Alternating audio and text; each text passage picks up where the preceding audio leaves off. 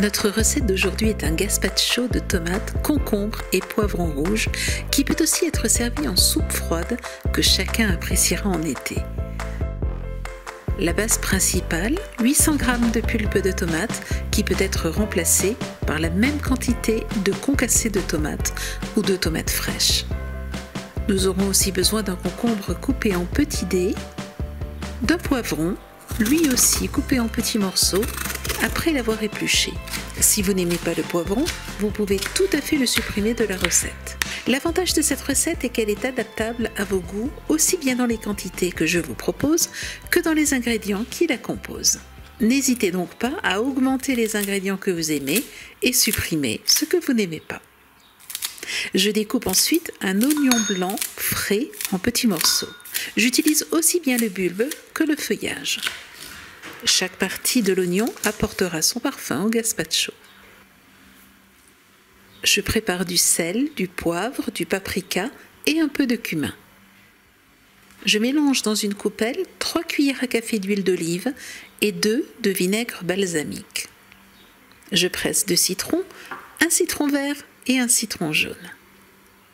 Je passe une gousse d'ail au presse-ail. Pour apporter beaucoup de fraîcheur à ma préparation, je découpe finement de la ciboulette, de la menthe et des feuilles de coriandre. On pourrait aussi rajouter des feuilles de basilic et pourquoi pas du persil. Je commence par placer tous les ingrédients non liquides dans mon mixeur. Le concombre, le poivron rouge, l'oignon, les herbes aromatiques, l'ail et les épices et je mixe finement. Je rajoute ensuite mon jus de citron, l'huile d'olive et le vinaigre balsamique, puis la pulpe de tomate. Et je mixe à nouveau. J'obtiens alors une soupe assez épaisse, merveilleusement rafraîchissante et légère pour une entrée estivale.